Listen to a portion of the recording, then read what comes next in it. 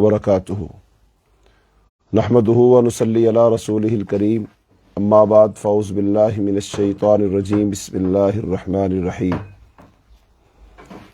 दौरा कुरान से आज हमारा सबक नंबर 12 है और आज के सबक में हम कुरान पाक की सूरा आराफ उसके मज़ामीन का खुलासा बयान करेंगे। तो ये सूरत मक्की सूरत है और इस मक्की सूरत में भी जैसा कि मक्की सूरतों के मज़ामीन हैं, तो इसमें भी ये बात खुद ब खुद वाज़े हो जाती है कि रुए सुखन अहले मक्का मुशरिकीन मक्का की तरफ है। और इस सूरत में ख़ास तौर पर मुशरिकीन मक्का को जो दावत दी गई है वो रसूलुल्लाह सल्लल्लाहु अलैहि वसल्लम की रिसालत की दावत दी गई है कि रसूलुल्लाह सल्लम की रिसालत को तस्लीम करो, रसूलुल्लाह सल्लम की रिसालत पर ईमान लाओ। और यही बात समझाने के लिए ख़ास तौर पर 3 बातें इसके अंदर बयान की गई हैं। नंबर 1, आदम अलैहिस्सलाम और इबलीस का वाक़या सुनाया गया है कि आदम अलैहिस्सलाम को इबलीस ने कैसे बहकाया, जन्नत से निकलवाया, और आज भी यही इबलीस तुम्हें वैसे ही बहका रहा है जैसा कि इसने पहले बहकाया, मुख्तलिफ कौमों को बहकाया या आदम अलैहिस्सलाम को बहकाया, लिहाजा इसके बहकावे से बचो। और फिर दूसरे नंबर पर बनी इसराइल की तारीख सुनाई गई है मुशरिकीन मक्का को, और बनी इसराइल के फिर कुछ अहवाल भी इस सूरत के अंदर बयान किए गए। लेकिन रुए सुखन बनी इसराइल की तरफ नहीं है, लेकिन यहाँ बनी इसराइल की तारीख बयान करके मुशरिकीन मक्का को नबी सल्लल्लाहु अलैहि वसल्लम की रिसालत व नबूवत की दावत दी गई है। और इसी तरह इनको ये बात समझाने के लिए अरब के अंदर जो 6 अक़वाम थी, उन 6 अक़वाम की तारीख बयान की गई है कि वो कौमें कैसे हलाक हुई, उन्होंने अपने रसूलों के साथ क्या सलूक किया। लिहाजा उन कौमों के पास भी रसूल आए थे, उन्होंने आकर उनको समझाया, बताया, लेकिन उन तमाम अक़वाम ने अपने अपने वक्त के रसूलों का ठट्ठा उड़ाया, मजाक उड़ाया, उनकी बातों को तस्लीम नहीं किया, उल्टा उनको तकलीफ़ें दी और हर किस्म की अजियत उनको पहुँचाई। फिर जब अल्लाह रब्बुल आलमीन ने जो उनको मोहलत दी थी वो वक्त गुजर गया, फिर अल्लाह की तरफ से उन पर अजाब आया, अल्लाह की तरफ से पकड़ आई। लिहाजा मुशरिकीन मक्का को, अहले मक्का को यही बात समझाई जा रही है कि देखो तुम्हारे पास भी वैसे ही अल्लाह का रसूल आ चुका है, लिहाजा ये जो तुम्हें कह रहा है तुम उसकी बात को मानो, उसकी शख्सियत और उसकी हैसियत को तस्लीम करो कि वो अल्लाह का रसूल है। अब अगर तुमने अल्लाह के रसूल की बात को माना, अल्लाह के रसूल की बात को कबूल किया, जिन बातों से उसने रोका तुम रुक गए, जिन बातों के करने का, कामों के करने का हुक्म दिया वो अगर तुमने कर लिए तो तुम फलाह पा जाओगे, कामयाब हो जाओगे। लिहाजा आज हमारे लिए भी इसके अंदर इसमें सबक मौजूद है। तो हमारे लिए इसमें सबक क्या है? यानी अल्लाह ताला ने 6 अक़वाम के अहवाल बयान किए, बनी इसराइल की तारीख बयान की, आदम अलैहिस्सलाम और इबलीस का किस्सा बयान किया। तो इसमें इबरत थी तमाम ज़मानों के लोगों के लिए, और आज हमारे लिए भी इसके अंदर नसीहत है हमारे अंदर। तो हमारे लिए क्या सबक है कि हमने किस रास्ते पर चलना है, क्योंकि शैतान तो आज भी मौजूद है। कामयाब कौन होगा? तो कामयाब सिर्फ वो होगा जो रसूलुल्लाह सल्लम की हिदायत को मानेगा, बाकी हलाकत ही हलाकत है। दुनिया में इसके अलावा जितनी भी बातें हैं वो सारी की सारी उनके अंदर वो बेयकीनी है, इस्तिराब है, और सिर्फ अल्लाह के कलाम में रसूलुल्लाह सल्लम की बात ही वो यकीनी है, उसी के अंदर फलाह कामयाबी हमारी उसके अंदर छुपी हुई है। तो ये है।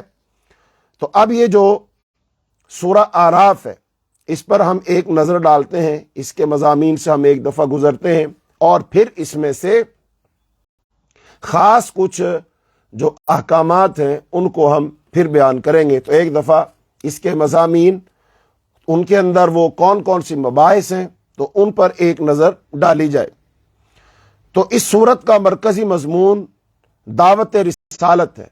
सारी गुफ्तगू का मुद्दा ये है कि मुखातिबों को खुदा के फरिस्तादा पैगंबर की पैरवी اختیار کرنے پر آمادہ کیا جائے، لیکن اس دعوت میں انذار، تنبیہ اور ڈرانے کا رنگ زیادہ نمایاں پایا جاتا ہے، کیونکہ لوگ مخاطب ہیں یعنی اہل مکہ، انہیں سمجھاتے سمجھاتے ایک طویل زمانہ گزر چکا ہے، اور ان کی گراں گوشی، ہٹ دھرمی اور مخالفانہ ضد اس حد کو پہنچ چکی ہے کہ ان قریب پیغمبر کو ان سے مخاطبت بند کر کے دوسروں کی طرف رجوع کرنے کا حکم ملنے والا ہے، یعنی اب مکہ سے ہجرت کر کے مدینہ منورہ جانے کا وقت قریب آ رہا ہے۔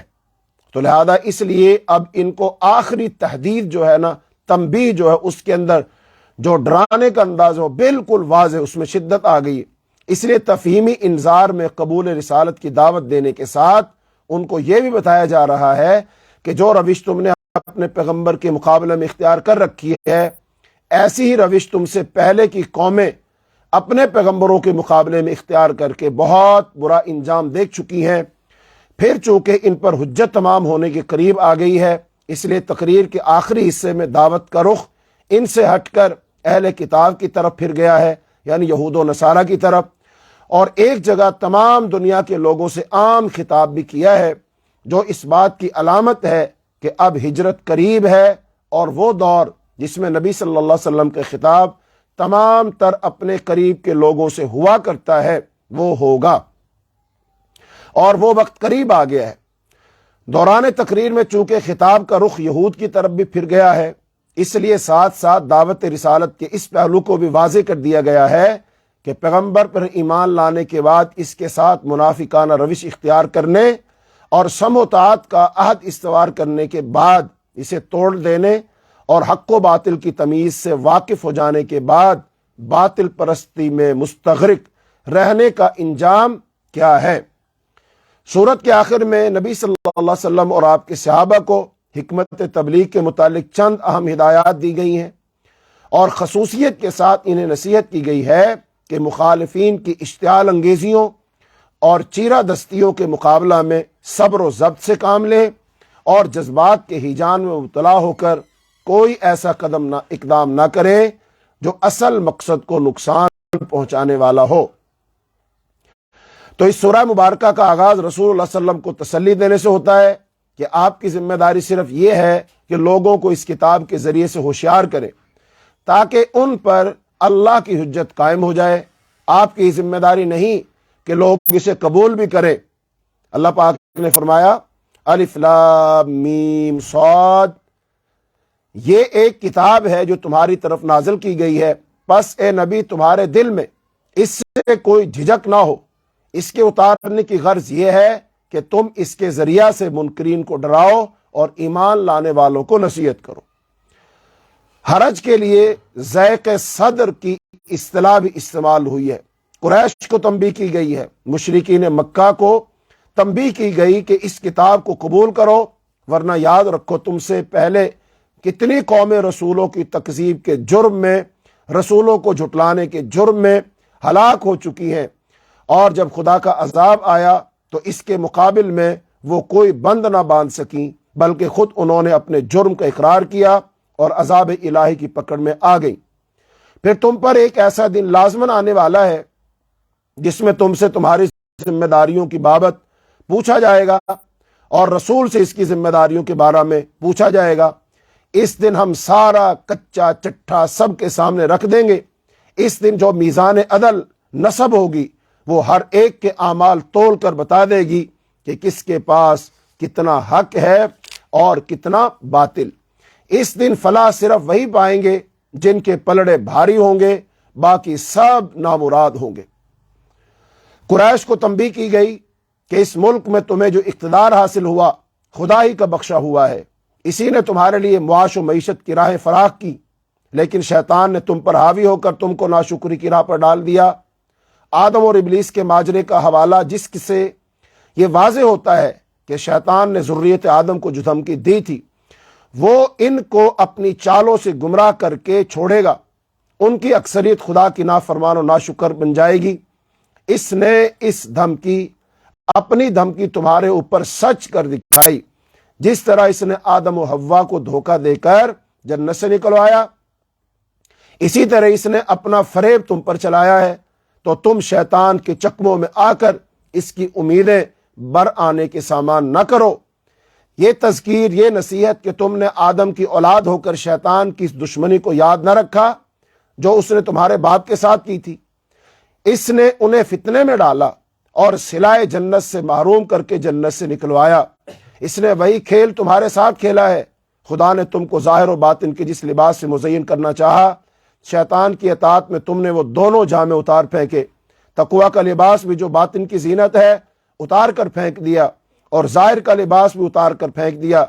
چنانچہ عین حرم الہی میں، خانہ کعبہ کے طواف میں اس نے تمہیں عریاں طواف پر ورغلایا، اور تم اس بے حیائی کو نہ صرف باپ دادا کی وراثت سمجھتے ہو بلکہ یہ دعویٰ کرتے ہو کہ اس کا حکم تمہیں خدا نے دیا ہے۔ سوچو، خدا ایسی بے حیائی کا حکم کس طرح دے سکتا ہے کہ تم خانہ کعبہ کا طواف کرو، وہ برہنہ ہو کر طواف کرو، ننگے طواف کرو۔ چونکہ عرب میں بہت سارے لوگ ننگے طواف کرتے تھے، کوئی کپڑا نہیں پہنتے تھے، اور وہ یہ کہتے تھے اللہ کی طرف سے ہے، تو اس بات کا رد کیا جا رہا ہے۔ خدا نے تو ہر بات میں صرف حق و عدل کا حکم دیا ہے، صرف اپنی عبادت کا حکم دیا ہے، توحید کا حکم دیا ہے۔ تم نے شیطان کی پیروی میں اپنے آپ کو فتنوں میں مبتلا کیا اور دعویٰ کرتے ہو کہ یہی راہ ہدایت ہے۔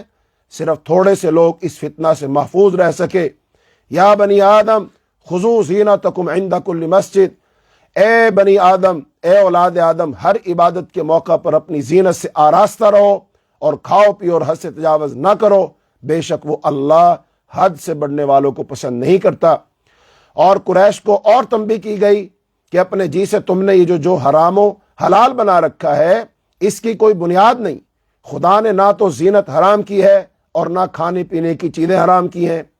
یہ دنیا میں بھی اہل ایمان کے لیے مباح ہے اور آخرت میں بھی، اور آخرت میں تو وہ ان کی بلا شرکت غیر حقدار ہوں گے۔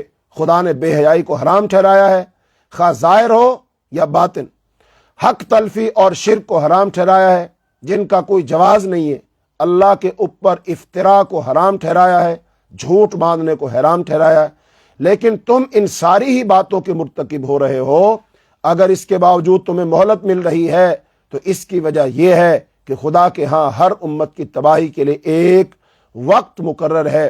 اس امر کی یاد دہانی کہ ذریت آدم کو، اولاد آدم کو ابتدا ہی میں ہدایت کر دی گئی تھی کہ اللہ تعالیٰ اپنے احکام سے آگاہ کرنے کے لیے اپنے رسول بھیجے گا، تو جو لوگ ان رسولوں کی پیروی کریں گے وہ جنت حاصل کریں گے، جو ان کو جھٹلائیں گے وہ دوزخ میں جائیں گے۔ یہ دوزخ میں پڑنے والے سب ایک دوسرے کے اوپر لعنت بھیجیں گے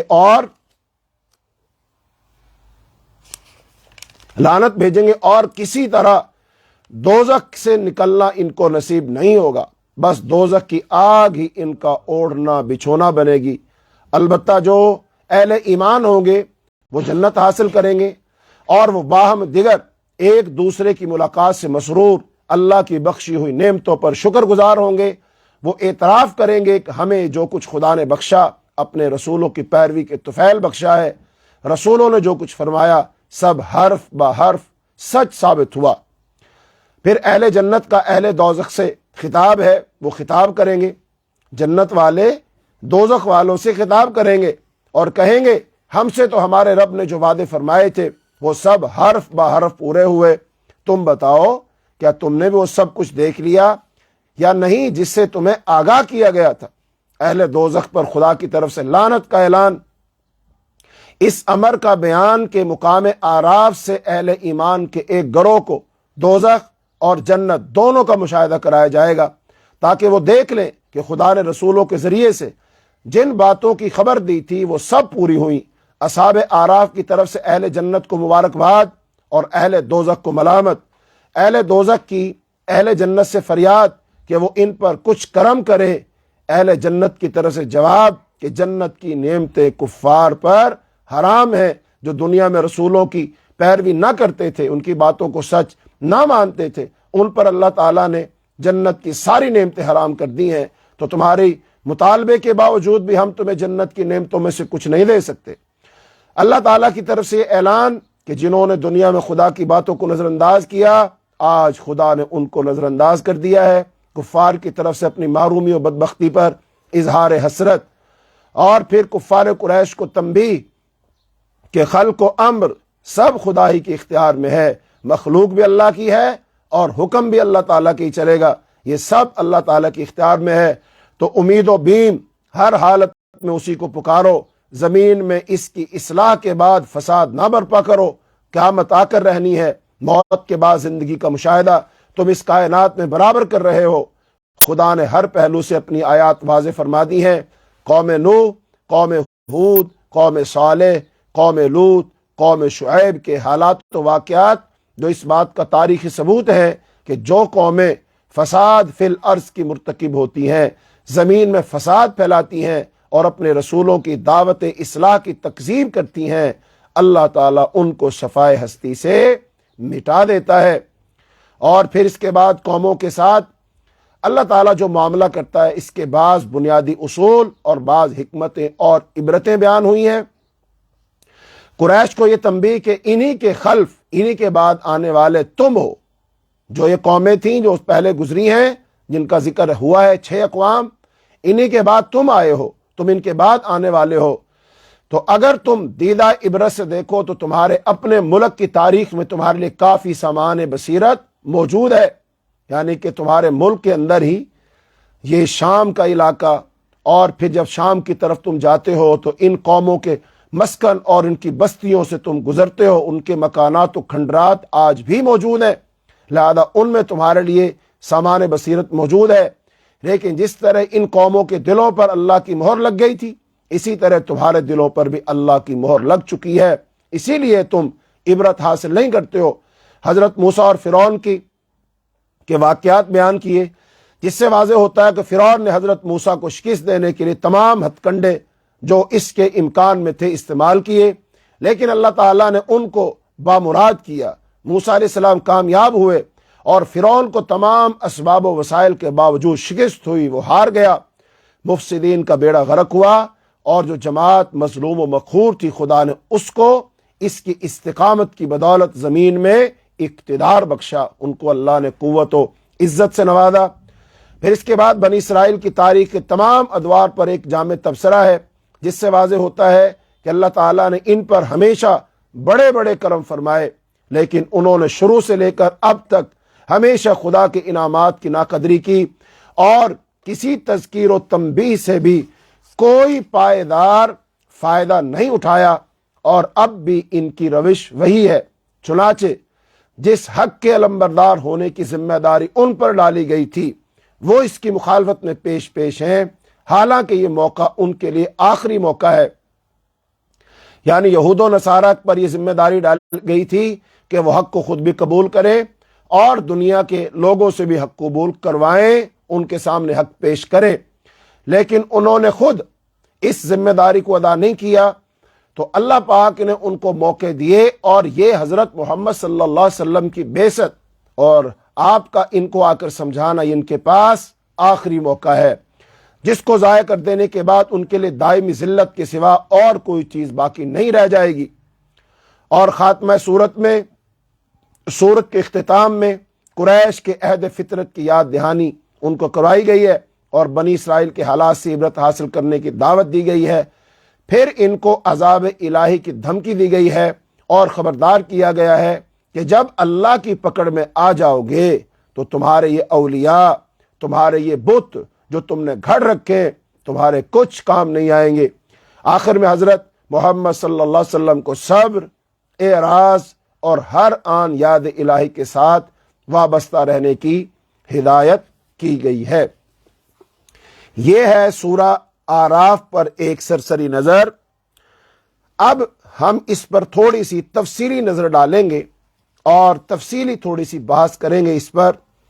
تو اب اس سورت کا جو مرکزی مضمون ہوگا، جس کے گرد یہ ساری سورت گھومے گی، آدم اور ابلیس کا واقعہ سنا کر، اسی طرح سابقہ 6 اقوام، ان کے پیغمبر، ان کے گناہ اور ان کی تباہی و بربادی کو بیان کرنا، اور پھر بنی اسرائیل کے حالات اور ان کی سرکشی اور بغاوت، اس سب کو بیان کرنے کا مقصد صرف اور صرف یہ ہے کہ مشرکین مکہ کو یہ بات سمجھائی جائے کہ اللہ تعالیٰ اس کائنات کا خالق و مالک ہے، اور اس کے قاعدے اور قانون اور اس کے فیصلے اٹل ہیں۔ تو اللہ تعالیٰ کے دو قانون ہیں بڑے بڑے۔ ایک قانون یہ ہے قانون ہلاکت اقوام، کہ اللہ تعالیٰ قوموں کو ایک خاص وقت دیتا ہے، اگر تو وہ اس خاص وقت میں سنبھل جائیں۔ ہر قوم کو اللہ ایک عمر دیتا ہے، جیسے ایک انسان کو عمر ملتی ہے، جیسے ایک حیوان کو عمر ملتی ہے، جیسے ایک درخت کو عمر ملتی ہے، ویسے ہی اللہ ایک قوم کو بھی عمر دیتا ہے، وقت دیتا ہے۔ اب اگر وہ قوم اپنی اس عمر میں، اپنے اس وقت میں سنبھل جائے تو سنبھل جائے، وگرنہ پھر اللہ تعالیٰ عذاب بھیجتا ہے اور اللہ اس قوم کو ہلاک کر دیتا ہے۔ تو جو اس میں نیک لوگ ہوتے ہیں، صالح لوگ ہوتے ہیں، فرما بردار لوگ ہوتے ہیں، وہ باقی رہ جاتے ہیں، اللہ انہیں بچا لیتا ہے، اور باقی سب کو اللہ ہلاک کر دیتا ہے۔ اللہ کا ایک قانون یہ ہے، اور دوسرا اللہ کا قانون یہ ہے قانون استبدال قوم، کہ اللہ تعالیٰ ایک قوم کو ہلاک کر دیتا ہے، پھر اللہ تعالیٰ اس کی جگہ دوسری قوم کو لے آتا ہے، پھر اللہ تعالیٰ وہی ذمہ داری اس قوم کو دیتا ہے، اور پھر دیکھتا ہے یہ قوم اس ذمہ داری کو پورا کرتی ہے یا نہیں کرتی ہے۔ تو قانون ہلاکت اقوام اور قانون استبدال اقوام کے اصول کو سمجھانے کے لیے اللہ پاک نے 6 اقوام کا تذکرہ کیا، اور یہ 6 اقوام کا تذکرہ کر کے اب یہ بات کس کو سمجھانی مقصود ہے؟ خاص طور پر یہ مشرکین مکہ کو بات سمجھائی جا رہی، یہ ان کو سمجھانا ہے خاص طور پر، اور پھر عام طور پر قیامت تک کے آنے والے تمام انسانوں کو یہ بات سمجھا دی گئی ہے کہ اگر کامیاب ہونا چاہتے ہو، فلاح چاہتے ہو، اللہ کی رضا چاہتے ہو، خوشنودی چاہتے ہو، پھر ایک ہی اصول ہے کہ جو اللہ کا رسول تمہاری طرف مبعوث کیا گیا اس کی اطاعت کرو، فرما برداری کرو، جن کاموں سے اس نے روک دیا ان کاموں سے رک جاؤ، جن کاموں کے کرنے کا حکم دیا ان کاموں کو بجا لاؤ، اور اللہ تعالیٰ کی ذات، صفات اور صفات کے تقاضوں میں کسی کو شریک مت کرو، اللہ تعالیٰ کی حقیقی سچی صحیح معرفت اور پہچان حاصل کرو۔ اگر تم نے کر لیا کامیاب ہو جاؤ گے، اور اگر نہ کیا، پہلی قوموں کو اللہ نے ہلاک کیا، تمہیں بھی اللہ ہلاک کر دے گا۔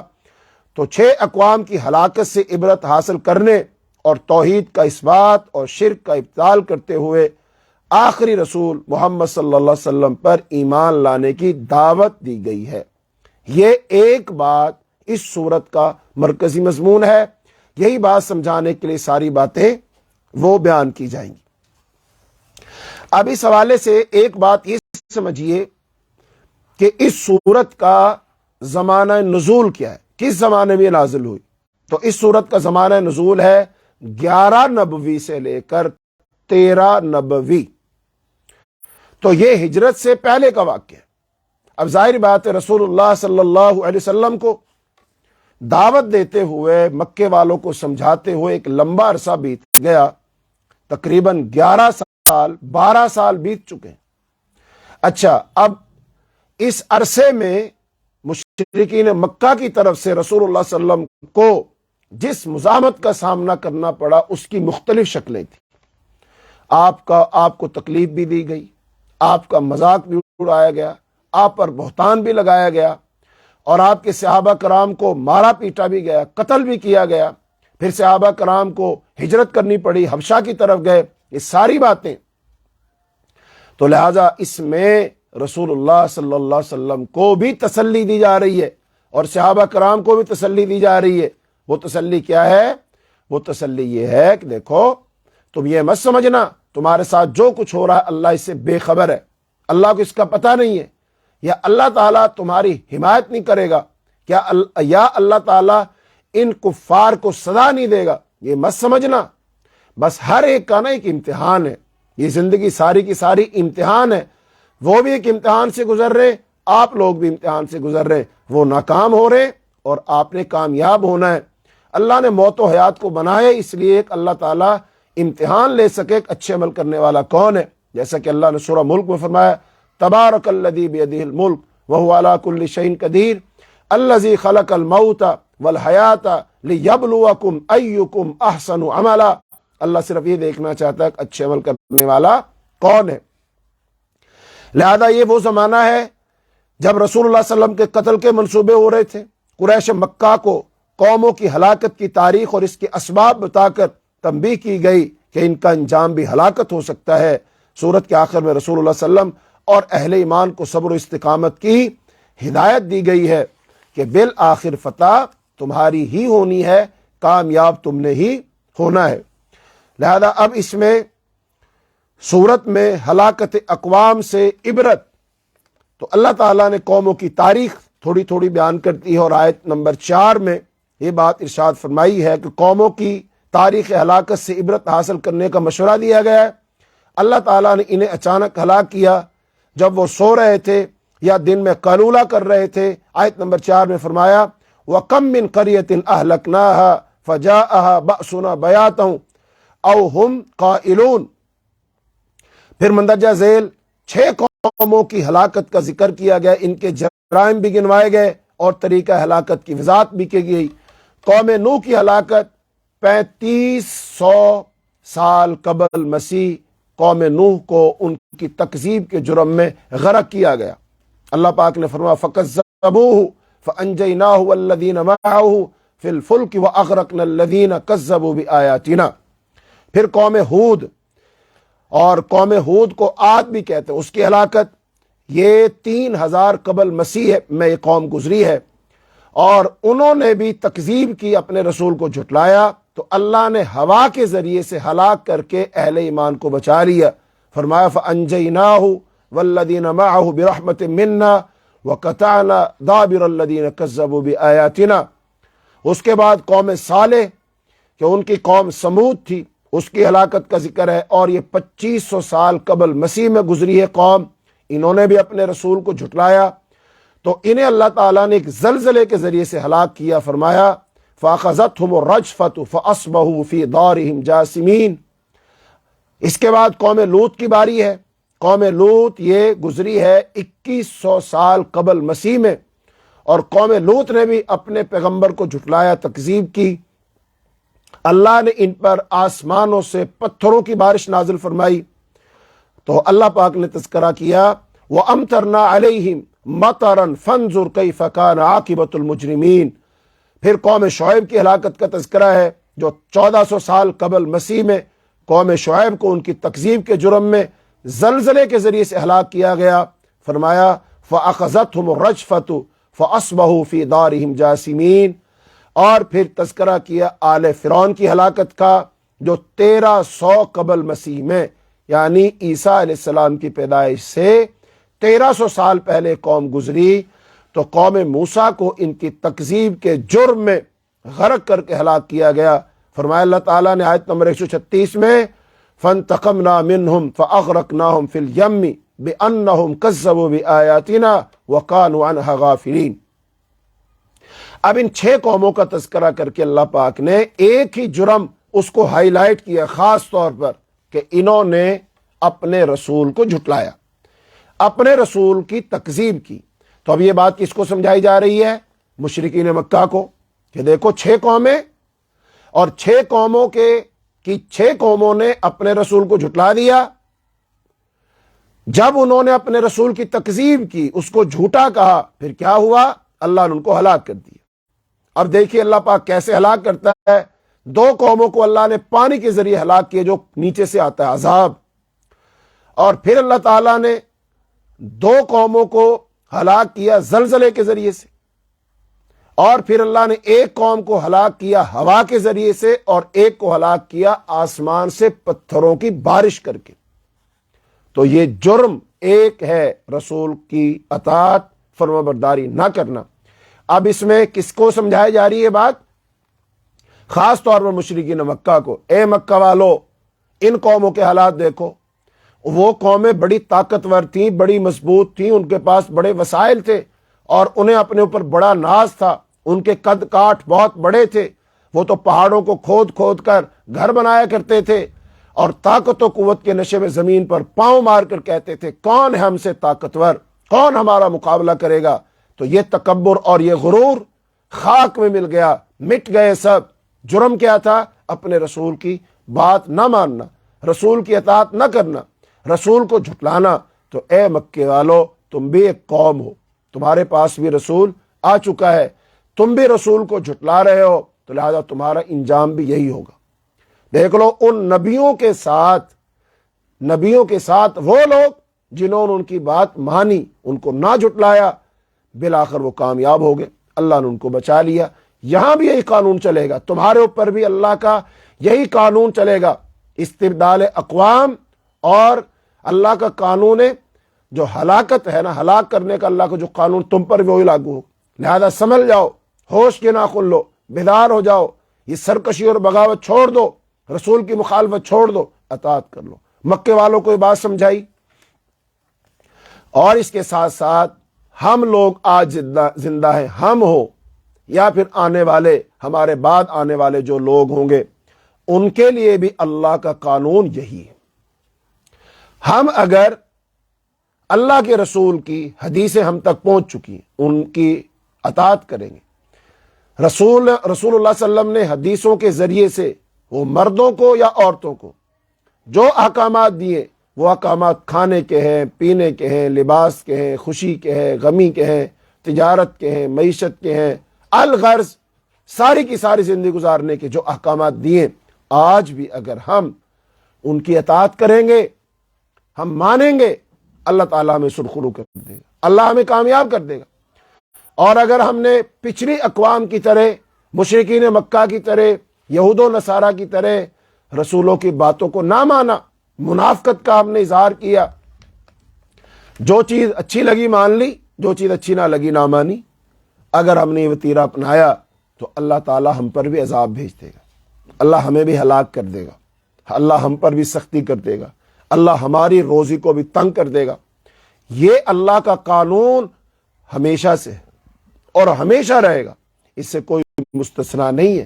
حتیٰ کہ رسول اللہ صلی اللہ علیہ وسلم نے اپنی بیٹی سے فرمایا تھا، یا فاطمہ بنت محمد، اے محمد کی بیٹی فاطمہ، یعنی اے میری بیٹی فاطمہ، دنیا میں اگر کچھ چاہیے جو میرے پاس ہے اس میں سے لے لو، لیکن یاد رکھنا قیامت کے دن تیرا باپ تیرے کام نہیں آئے گا، قیامت کے دن تیرے اعمال ہی تیرے کام آئیں گے۔ پھر آپ نے اپنی پھوپھی سے کہا، یا صفیہ بنت عبد المطلب، اے عبد المطلب کی بیٹی صفیہ، اے میری پھوپھی جان، دنیا میں جو کچھ چاہیے میرے پاس ہے لے لو، آخرت میں آپ کے اعمال ہی آپ کے کام آئیں گے۔ اللہ نے فرمایا اللہ تزر وازرۃ وزر اخری، قیامت کے دن کوئی جان کسی جان کا بوجھ نہیں اٹھائے گی۔ وہاں پر تو سب بھاگ رہے ہوں گے، یوم یفر المرء من اخیہ وامہ وابیہ وصاحبتہ وبنیہ لکل امرئ منہم یومئذ شأن یغنیہ، کوئی کسی کے کام نہیں آئے گا۔ لہذا خود یہاں پر اطاعت کرو، فرما برداری کرو، اللہ کی بات مانو، تو اللہ تعالیٰ تمہیں دنیاوی عذابوں سے بچا لے گا، پھر اللہ قبر کے عذاب سے بچا لے گا، پھر اللہ حشر کے عذاب سے بچا لے گا، پل صراط سے بچا لے گا، جہنم سے بچا لے گا، اور اپنی جنت میں داخل کر دے گا، اور یہی ابدی کامیابی ہے۔ فرمایا وَمَنْ زُحْزِحَ عَنِ النَّارِ وَأُدْخِلَ الْجَنَّةَ فَقَدْ فَازَ، جو جہنم سے بچا لیا گیا اور جنت میں داخل کر دیا گیا، صرف وہ کامیاب۔ اب جہنم سے بچنے کا اور جنت میں جانے کا ایک اصول ہے، اللہ اور اس کے رسول کی اطاعت کرو، فرما برداری کرو، تو جو کرے گا اللہ تعالیٰ اس کو سرخرو کر دے گا۔ اس کے بعد اللہ پاک نے مشرکین مکہ کو خاص طور پر یہ بات سمجھانے کے لیے اور پھر سارے جہان کو سمجھانے کے لیے، قیامت تک کے آنے والے انسانوں کو سمجھانے کے لیے، اللہ پاک نے آدم علیہ السلام کا واقعہ بیان کیا ہے کہ سورہ اعراف میں حضرت آدم اور ابلیس کی کشمکش کی داستان کا تفصیلی تذکرہ ہے۔ تو اب شیطان نے آدم علیہ السلام کو کیسے بہکایا تھا، تو وہ اللہ پاک نے فرمایا، ابلیس نے حضرت آدم علیہ السلام کو سجدہ کرنے سے انکار کیا. لم یکن من الساجدین، وہ سجدہ کرنے والوں میں سے نہ ہوا. اس نے ایسا کیوں کیا؟ ابلیس سمجھتا تھا کہ میں آدم سے بہتر ہوں، وہ مٹی سے پیدا کیا گیا ہے اور میں آگ سے. یہی وہ تکبر ہے جو مخلوق کو لے ڈوبتا ہے. تو شیطان نے کہا انا خیر منہ خلقتنی من نار وخلقتہ من طین، میں اس سے بہتر ہوں، مجھے آگ سے پیدا کیا اور اس کو مٹی سے. اسے پتا چلا آدم خاکی ہے اور جو شیطان ہے، جو جنات ہیں، وہ ناری ہیں. لیکن یہاں پر بھی ہمارے بہت سارے مسلمانوں کو شیطان نے دھوکے میں ڈالا. وہ کہتے ہیں نہیں، انبیاء جو ہوتے ہیں نا وہ نوری ہوتے ہیں.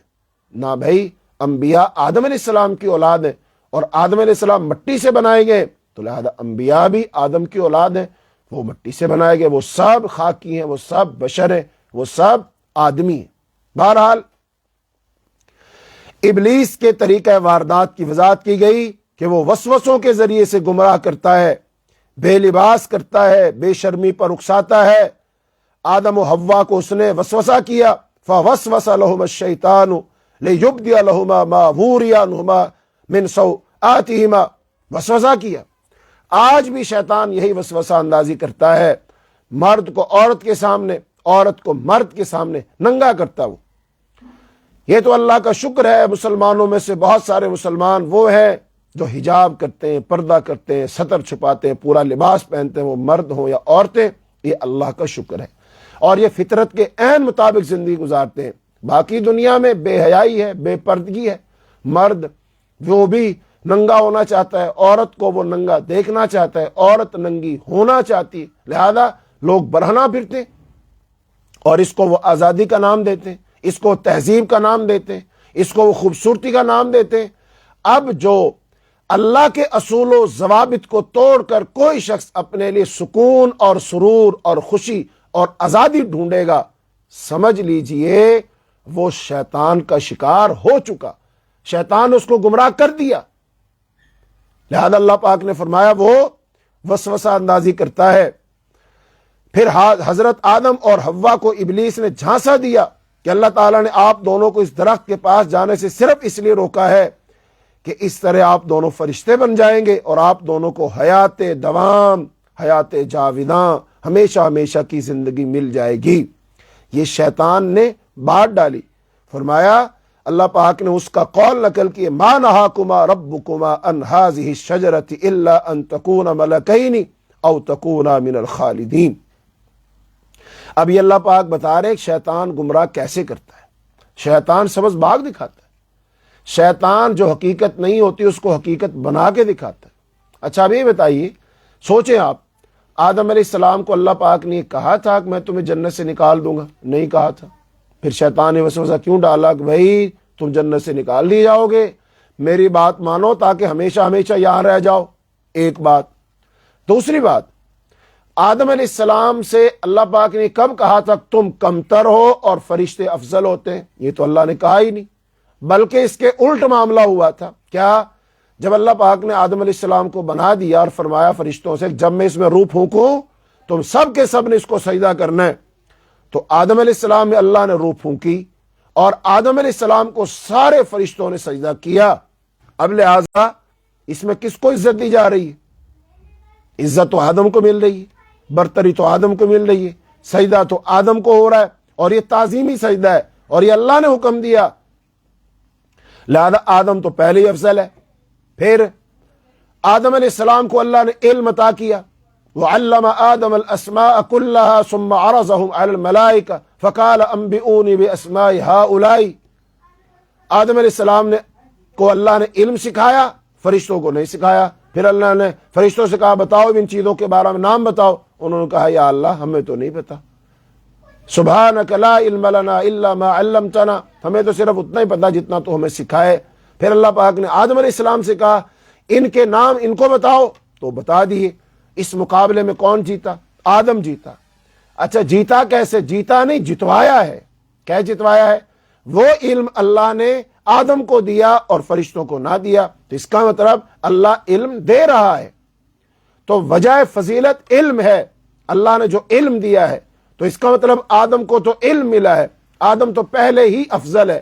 آدم تو مسجود ملائکہ ہے، باقی سب کو اللہ نے کن کہہ کے بنایا، آدم علیہ السلام کو اللہ پاک نے اپنے ہاتھ سے بنایا۔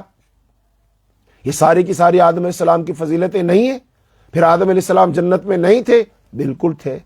لہذا شیطان کیسے وار کرتا ہے؟ وہ اپنی طرف سے مفروضے گھڑتا ہے۔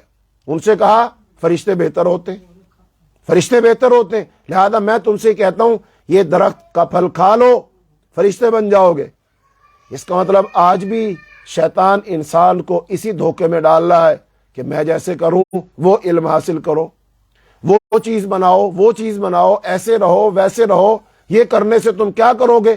اس زمین سے نکل جاؤ گے، زمین کو مسخر کر لو گے، چاند پہ قدم رکھ لو گے، سیاروں پر قدم رکھ لو گے۔ اچھا میں اب آپ سے پوچھوں، بتاؤ اس زمین کو مسخر کرنے کا اللہ نے ہمیں مشن دیا ہے؟ اللہ پاک نے چاند پر قدم رکھنے کا ہمیں مشن دیا ہے؟ اللہ ہم سے پوچھے گا تم نے اس زمین کے علاوہ کوئی اور زمین ڈھونڈی تھی؟ نہیں ڈھونڈی تھی۔ اللہ ہم سے پوچھے گا سمندر کی تہہ میں کیا کچھ چھپا ہوا ہے، وہ تم نے ڈھونڈا نہیں ڈھونڈا، نکالا نہیں نکالا؟ ہم سے کہا جائے گا۔ اور قبر کے 3 سوال ہیں مرنے کے بعد جو ہم سے پوچھے جائیں گے، من ربو کا، من نبیو کا، ما دینو کا، تیرا رب کون ہے، تیرا نبی کون ہے، اور تیرا دین کیا ہے، ضابطہ حیات کیا ہے، زندگی کیسے گزاری ہے؟ یہ 3 سوال ہیں۔ ان 3 سوالوں میں تو یہ ہے ہی نہیں۔ اس کا مطلب انسان کا نصاب قرآن ہے اور اس نے ان 3 سوالوں کی تیاری کرنی ہے، لیکن شیطان نے ہمیں دھوکے میں ڈال دیا۔ لوگوں کو یہ نہیں پتا رب کون ہے، لوگ بھول چکے ہیں اللہ پاک کو۔ بہت سارے لوگ انکار کرتے ہیں کہ اللہ ہے نہیں، جب ان کو سمجھایا جاتا کہ نہیں اللہ ہے، کہتے ہیں بتاؤ کیسے اللہ ہے؟ یہ آگے بات پیچھے گزر بھی چکی ہے، آئے گی آگے۔ جیسے نمرود نے کہا تھا ابراہیم علیہ السلام سے، ابراہیم علیہ السلام نے کہا اللہ ہے، کہا اللہ کہاں ہے، کون ہے؟ کہا رب وہ ہے کہ جو زندہ کرتا ہے مارتا ہے۔ اس نے کہا یہ تو میں بھی کر سکتا ہوں۔ پھر ابراہیم علیہ السلام نے کہا اللہ وہ ہے جو سورج کو مشرق سے نکالتا ہے، تو ہے تو ذرا مغرب سے نکال کے دکھا۔ ایسے ہی جب ہم کہتے ہیں نا رزق اللہ دیتا ہے، شفا اللہ دیتا ہے، یہ نظام اللہ چلا رہا ہے، لوگ آگے سے کیا کہتے ہیں؟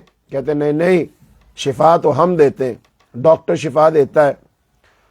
سارا کچھ ڈاکٹر کر رہا ہے، مشینیں آ چکی، چیک اپ ہو رہا ہے، مریض کی تشخیص ہو رہی ہے، بتاؤ کون سا مرض اس کا علاج نہیں ہو رہا؟ تو اس کا مطلب شفا تو انسان دیتا ہے۔ تو یہ غلط فہمی ہے۔ لوگ کہتے ہیں پرانا اصول ہے، پرانا ضابطہ ہے، پرانا قاعدہ ہے، یہ پرانی تھیوری ہے کہ اللہ شفا دیتا ہے۔ اللہ نہیں شفا دیتا، شفا ہم دیتے، انسان دیتا ہے۔ سائنس نے سب کچھ آسان کر دیا، مسئلہ حل۔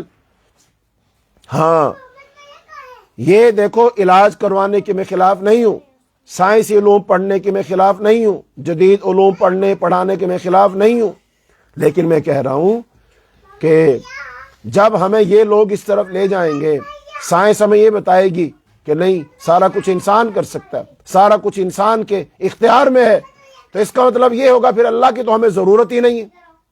اب انسانوں نے انسان پیدا کرنے کی کوشش کی اور اس میں وہ کامیاب کچھ حد تک، جانوروں میں تو ہو چکے، کلوننگ جو ہو رہی ہے۔ اب تو یہ تھا نا اللہ پیدا کرتا ہے، وہ کہتے ہیں نہیں نہیں ہم پیدا کرتے ہیں، یہ دیکھو ہم نے اتنی بھیڑیں بنا دی نہیں بنا دی، اور اب ہم انسان بنانے کے چکر میں وہ ٹیوب میں رکھیں گے انسان کا جرثومہ، اور وہ انسان بنانے کے چکر میں ماں کے رحم میں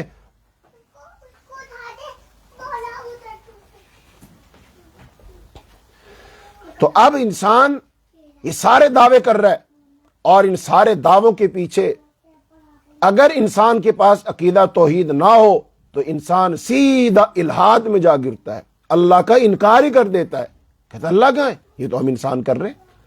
اب تو یہ بات بھی آ چکی ہے کہ جو بارشیں اللہ برساتا ہے، کہتے ہیں بارش ہم برساتے ہیں، یہ دیکھو یہ فلاں کیمیکل ہے، اس کا ایک بم بناؤ، آسمان میں اس کو پھاڑو، بادلوں سے پانی برسنا شروع ہو جاتا ہے، زلزلے حملے آتے، سمندروں طوفان حملے آتے، سمندروں کے اندر ایٹمی دھماکے کرو، سمندروں میں طوفان آ جاتا ہے، ہم کرتے۔ یہ شیطان آہستہ آہستہ کس طرف لے جا رہا ہے؟ کہہ رہا ہے انسان یہ بھی تو کرتا ہے، یہ بھی تو کرتا ہے، یہ بھی تو کر سکتا ہے، یہ بھی تو کر سکتا ہے، یہ بھی تو بنا سکتا ہے، وہ بھی تو بنا سکتا ہے، تو پھر خالق کون ہے؟ خالق کون ہے؟ خالق تو اللہ ہے۔ کہتا نہیں نہیں اللہ کہاں ہے؟ تم ہو، لہذا اس خالق کے مد مقابل لے آئے گا، کھڑا کر دے گا۔ جیسے آدم علیہ السلام سے اس نے یہ باتیں ڈالی کہ دیکھو تم ہمیشہ ہمیشہ کی زندگی چاہتے ہو یہ کھاؤ، تم افضل ہونا چاہتے ہو یہ کھاؤ، میری بات مانو، ایسے ہی وہ شیطانوں کو وسوسے میں ڈال رہا ہے، تو قبر کے اندر یہ نہیں پوچھا جائے گا انسان تم نے یہ کیا نہیں کیا، انسان قبر میں یہ پوچھا جائے گا تیرا عقیدہ کیا تھا، تو کس کو رب مانتا تھا، تیرا الہ کون تھا، معبود کون تھا، مسجود کون تھا، پیغمبر تیرا کون تھا، پھر تیرا دین کیا تھا، کس کے مطابق تو نے زندگی گزاری، حلال و حرام کی پابندی کی نہیں کی۔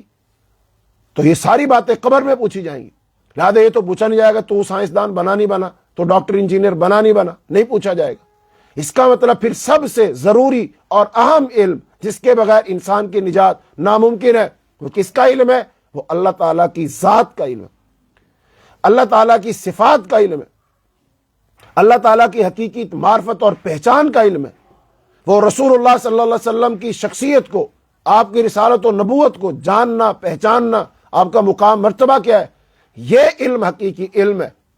اس لیے یہ وہ علم ہے جس کا جاننا انسان پر فرض ہے، لیکن ہمارے اسکولوں میں ہمیں مضامین لکھ کر یہ بتا دیا گیا کہ جو بھی علم حاصل کر رہا ہے اس کی ساری فضیلت یہ ہے۔ ارے بھائی، فضیلت اس علم کی ہے جو علم تمہیں اللہ سے ملاتا ہے۔ یہاں پر فرق کرنا چاہیے، علم کیا ہے اور علم کیا نہیں ہے۔ علم اصل علم یہ ہے، حقیقی علم یہ اللہ کی ذات کا، اللہ کی معرفت و پہچان حاصل کرنے کا، حلال و حرام، دین اسلام، رسول اللہ صلی اللہ علیہ وسلم کی رسالت و نبوت، وہ 11 پوائنٹ جو میں نے فارمولہ بتایا شروع میں، 5 ارکان اسلام اور 6 ارکان ایمان، یہ 11 چیزیں، 11 پوائنٹ، ان کا علم فرض ہے، یہی علم ہے۔ اچھا، اس کے علاوہ جو ہے وہ کیا ہے؟ اس کو تو آرٹ کہتے ہیں، وہ تو فنون ہے۔ آرٹ کسی کہتے ہیں پیشہ۔ پیشہ کیا ہوتا ہے؟ جس کے ذریعے سے انسان روزی روٹی کماتا ہے۔ تو یہ باقی سارے کے سارے فنون ہیں، یہ آرٹ ہے، اس کے ذریعے سے ہم روزی روٹی کماتے ہیں۔ علم کون سا ہے؟ جس سے اللہ کی معرفت حاصل ہوتی ہے، جس سے نبی صلی اللہ علیہ وسلم کی معرفت حاصل ہوتی ہے، جس سے حلال و حرام کا پتہ چلتا ہے، جس سے توحید اور شرک کا پتہ چلتا ہے، جس سے پتہ چلتا ہے اچھائی اور برائی کیا ہے، ضلالت اور حق کیا ہے، سنت اور بدعت کیا ہے۔ یہ اصل علم ہے۔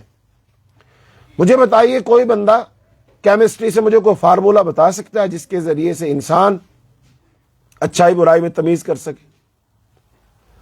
کوئی ریاضی کا کلیہ بتا دو، کوئی فزکس کا نومیریکل بتا دو مجھے، جس میں لکھا ہو کہ انسانوں کی اصلاح ایسے ہو سکتی ہے، انسان اچھا ایسے ہو سکتا ہے، جس سے اچھائی برائی میں تمیز ہو جائے، جس سے انسان کو فرمانبردار بنا دے، جس میں لکھا ہو کہ ماں باپ کا یہ حق ہے، ماں باپ کا یہ ادب احترام ہے، میاں کے یہ حقوق ہے، بیوی کے حقوق ہے، اولاد کے یہ حقوق ہے، پڑوسیوں کے حقوق ہے۔ کہاں لکھا ہے؟ کیمسٹری میں لکھا ہے، فزکس میں لکھا ہے، بایو میں لکھا ہے، جیوگرافی کی کتابوں میں لکھا ہے، معاشیات کی کتابوں میں لکھا ہے، کہاں لکھا ہے؟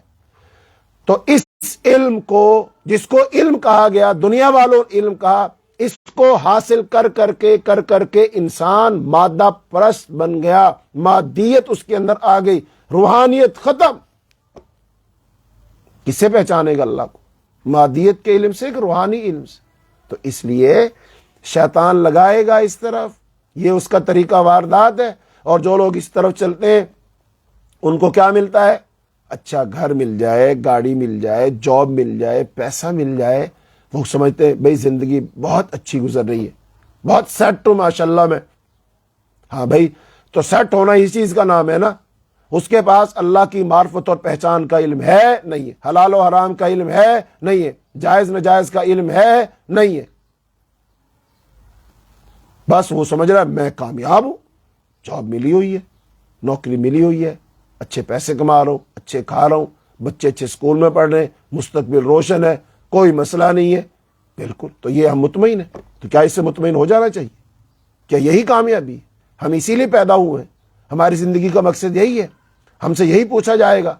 نہیں، ہمارا مقصد یہ نہیں۔ یہ شیطان نے ہمیں دھوکے میں ڈال دیا، شیطان نے مزین کر دیا ہمارے اعمال، شیطان نے لگا دیا ہمیں اس میں، اصل مقصد سے بھلا دیا ہم کو۔ تو آدم علیہ السلام کو دیکھیے کیسے اس نے رستے سے ہٹایا، کیسے باتیں دماغ میں بٹھائی، کہنے لگا میں تمہارا خیر خواہ ہوں، میں جو تمہیں باتیں بتا رہا ہوں یہ بڑی راز کی باتیں ہیں، یہ باتیں وہ ہیں جو کسی کو پتہ نہیں ہے، چونکہ میں تو تمہارا خیر خواہ ہوں، میں تو تمہیں بتا رہا ہوں۔ اچھا دیکھو تم عمل کرو نہ کرو، مجھے اس سے کیا ہے؟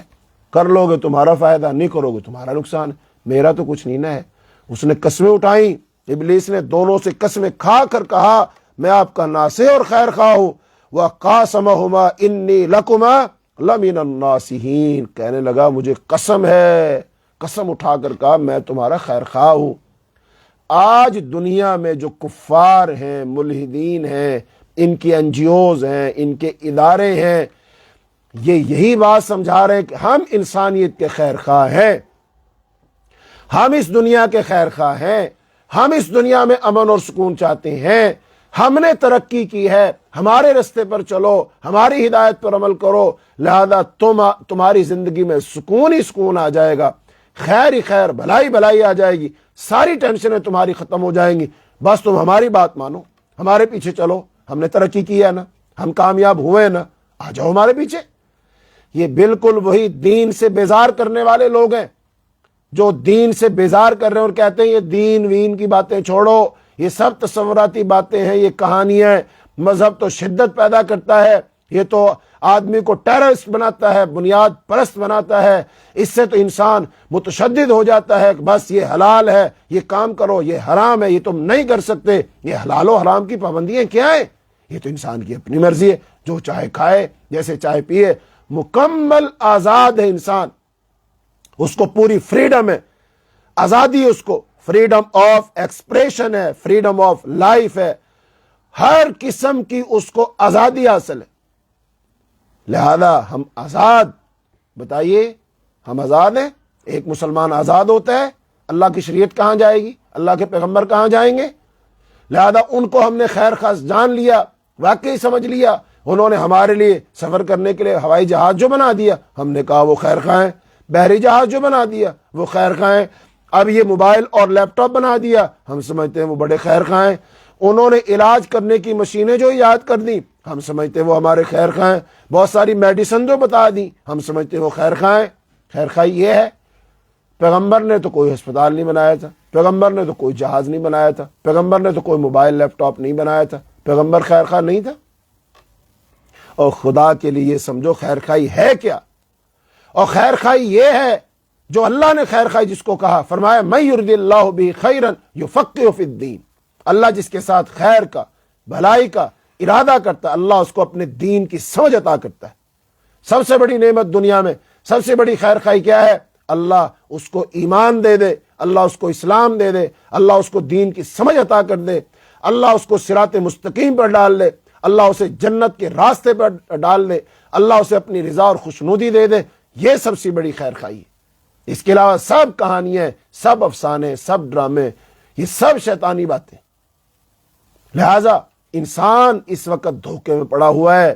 اللہ تعالیٰ فرماتے ہیں بار بار فرماتے ہیں کہ بل تؤثرون الحیات الدنیا والآخرۃ خیر وابقی، تم دنیا کی زندگی کو ترجیح دیتے ہو جبکہ آخرت بہتر بھی ہے، باقی رہنے والی۔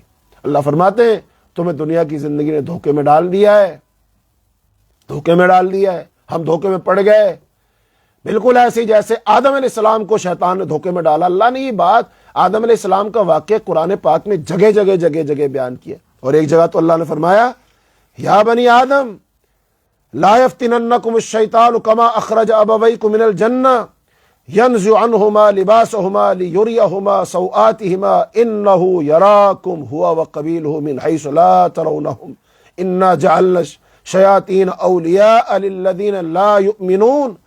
اللہ تعالیٰ نے بنی آدم کو یہ قصہ سنا کر خبردار کیا کہ وہ اپنے دشمن ابلیس کے دام میں گرفتار ہونے سے بچے، اس کے مکر فریب اور چال بازیوں سے وہ ان کو سمجھے اور ان سے بچے۔ وہ فحاشی اور عریانی پر اکساتا ہے، ابلیس اور اس کا قبیلہ انسانوں کو دیکھ سکتا ہے لیکن انسان انہیں نہیں دیکھ سکتے۔ اللہ تعالیٰ نے ایمان نہ لانے والوں کو ابلیس کا دوست کہا ہے۔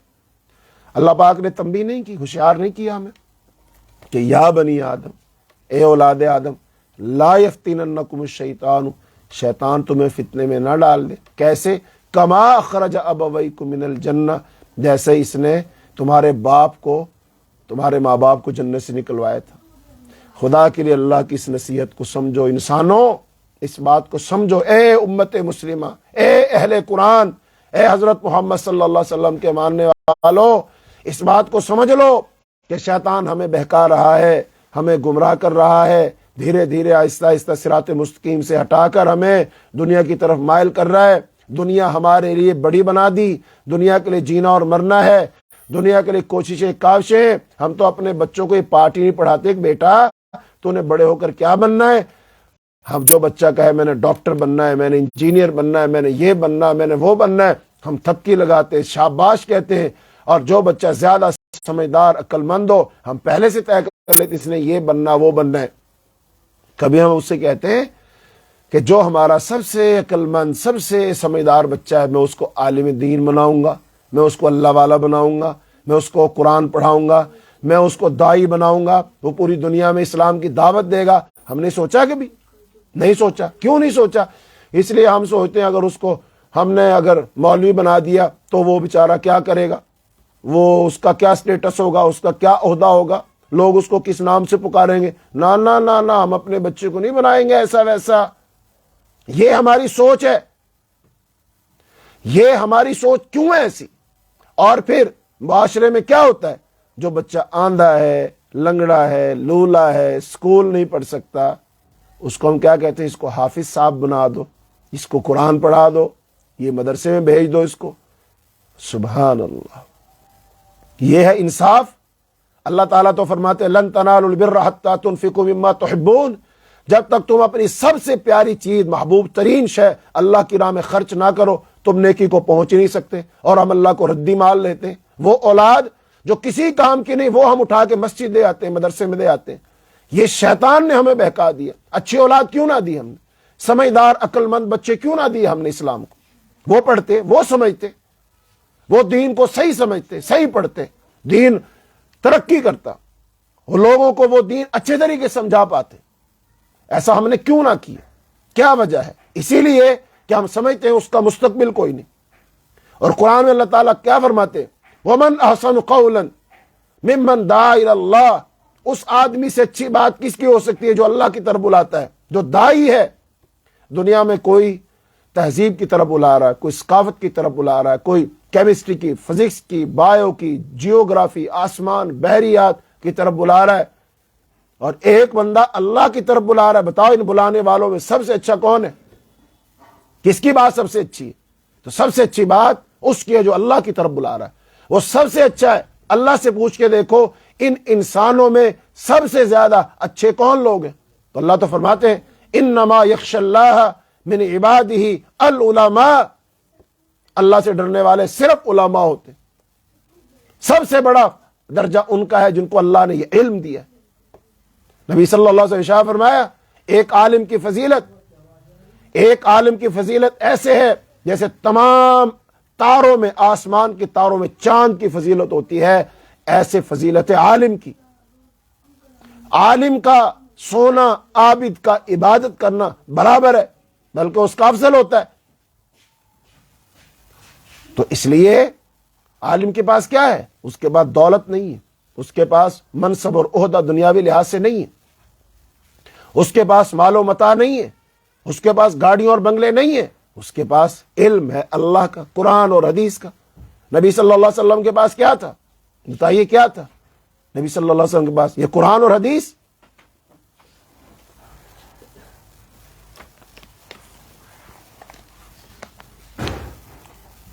کیوں یہ کٹ گیا؟ دیکھو وہاں سے چل رہا ہے، صحیح ہے، یہاں سے بند ہو گیا یار۔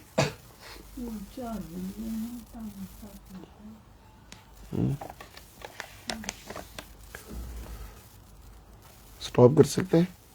نہیں فنش ہوگا، کر دو، کر دو۔